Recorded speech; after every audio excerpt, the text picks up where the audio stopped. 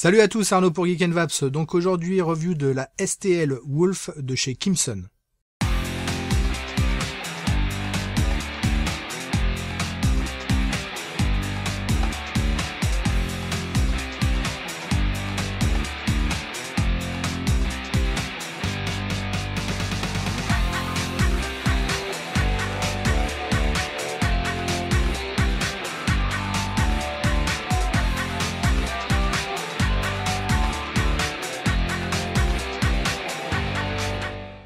Alors Kimson, c'est une société qu'on connaît pas spécialement, en tout cas que je connaissais pas personnellement.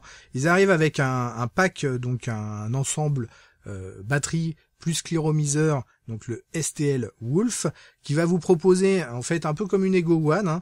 On a d'un côté une batterie de 1100 mAh qui fait 19 mm de diamètre pour 61 mm de haut et qui va proposer un système de contrôle de température. Et au-dessus, on a un Cliro qui peut ressembler un peu à un Ego One Mega, un petit peu.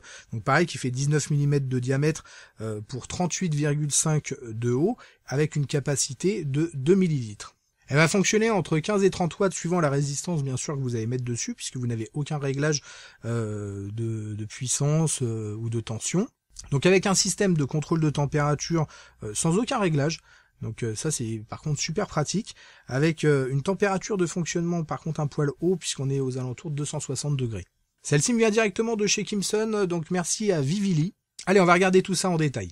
Donc vous retrouvez votre pack dans une boîte cristal comme ceci, avec une tête de loup, là, STL Wolf, contrôle de température, etc. Avec à l'intérieur donc toujours le petit scratch pour contrôler l'authenticité du produit. On va ouvrir la boîte, on y découvre donc notre kit, et sous la partie plastique, vous allez retrouver un câble USB micro USB, une petite résistance de remplacement, un petit manuel d'utilisation très simple, et une petite carte vous expliquant la mise en fonction de vos résistances. Donc comme vous le voyez, le kit nous fait énormément penser à une Ego One, bien entendu, Ego One Mini plutôt. Effectivement, avec donc la partie Cliro sur le dessus qu'on va pouvoir dévisser, un 510, tout ce qu'il y a de plus classique, un bouton Fire avec une petite lumière sur le dessus, vous voyez, qui vient clignoter puisqu'il n'y a pas d'atomiseur. Vous allez bien sûr pouvoir l'allumer et l'éteindre via 5 clics, donc grand classique. On a noté sur le corps de la batterie Kimson, avec tous les petits logos. En dessous, on a un petit trou de dégazage. Et en bas, on va retrouver donc notre connexion micro USB pour recharger notre batterie. Ensuite, on va retrouver notre Cliro. Donc Cliro, vous voyez, look relativement simple, avec un drip type 510. Donc ça, c'est toujours pratique. On a 2 airflow à la base avec une petite butée. Donc pas mal aussi, Ça permet d'éviter de faire 20 fois le tour, avec une connexion 510 bien entendu. On vient ouvrir nos 2 parties, donc la base et le réservoir, donc réservoir classique, contenance 2 ml, rien de particulier. Et ensuite on va avoir donc notre base avec la résistance vissée dessus, donc base toute simple aussi.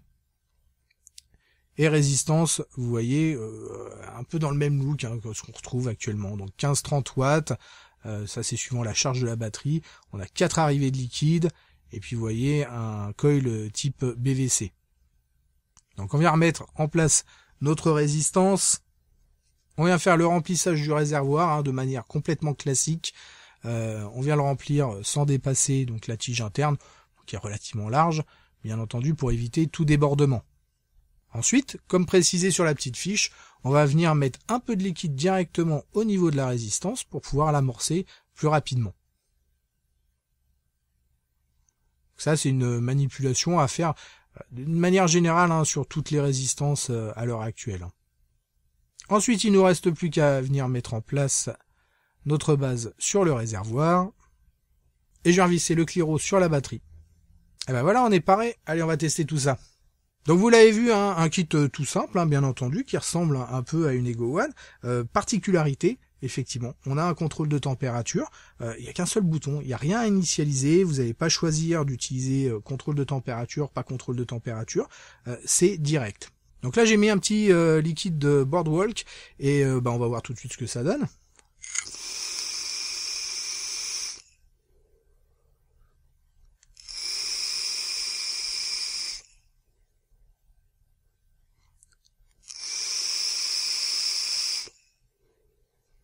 Alors j'ai été plutôt surpris à l'utilisation dès le départ, parce que comme vous le voyez, ça envoie plutôt pas mal. Hein. C'est une petite batterie, c'est un petit Cliro, hein. On est sur un petit setup, et puis vous voyez, hein, ça envoie. Là j'ai les airflows bien sûr ouverts au maximum. Si je les ferme entièrement, je n'ai vraiment plus d'air. Donc je peux avoir quelque chose d'un peu plus serré en laissant un fil ouvert, effectivement. Et ça va fonctionner. Donc on a quand même pas mal de réglages d'airflow. Maintenant, je pense que c'est quand même un peu plus fait pour quelque chose de relativement aérien. Donc le Cliro marche plutôt bien. Maintenant, l'histoire du contrôle de température.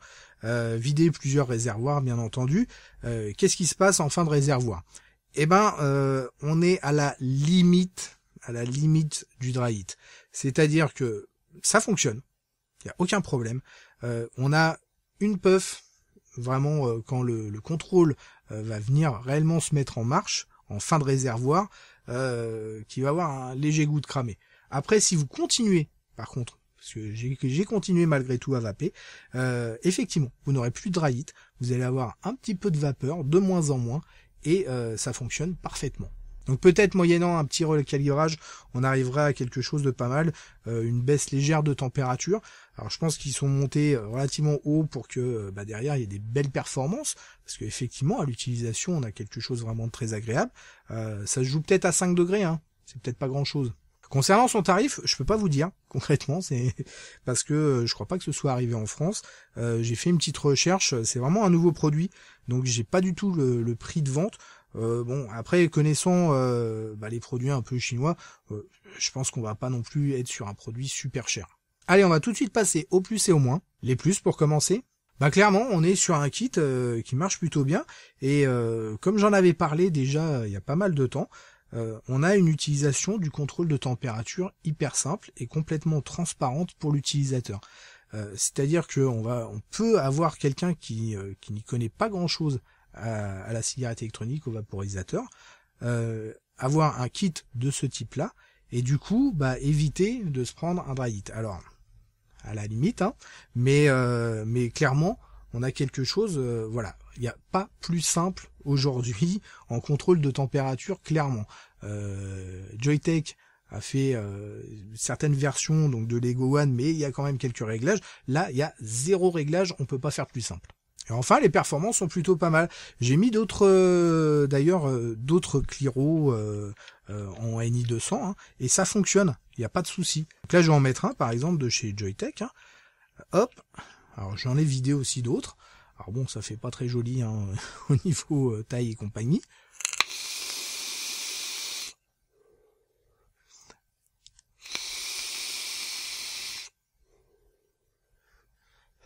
Mais ça marche vraiment super bien. Hein.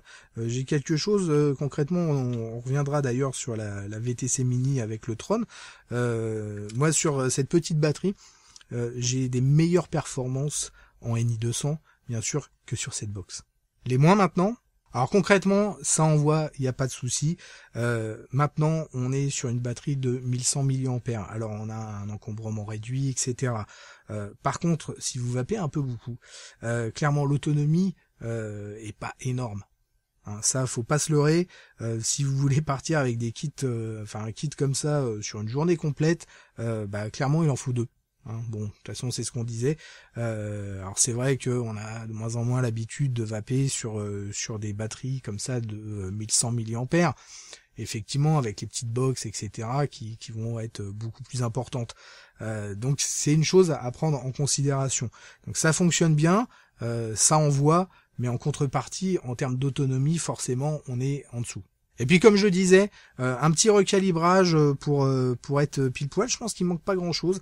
Là on doit être réglé un poil haut en température, mais sinon franchement une très belle performance. Voilà donc un kit qui m'intéressait pour son côté simple de contrôle de température et au final pour moi c'est une bonne surprise. Clairement on a quelque chose effectivement de super simple et qui fonctionne plutôt très bien, mis à part comme je disais cette petite puff limite dry heat, mais qui est pas méchante non plus, hein. On a un léger goût, on sent qu'on est limite, mais voilà, et derrière on peut continuer à essayer de vaper, ça fonctionnera pas, donc franchement nickel. Allez, on se retrouve très rapidement pour de nouvelles aventures. Merci d'avoir regardé cette vidéo. N'oubliez pas de participer ou de vous inscrire à l'Edus. Et en attendant, une très bonne vape à tous.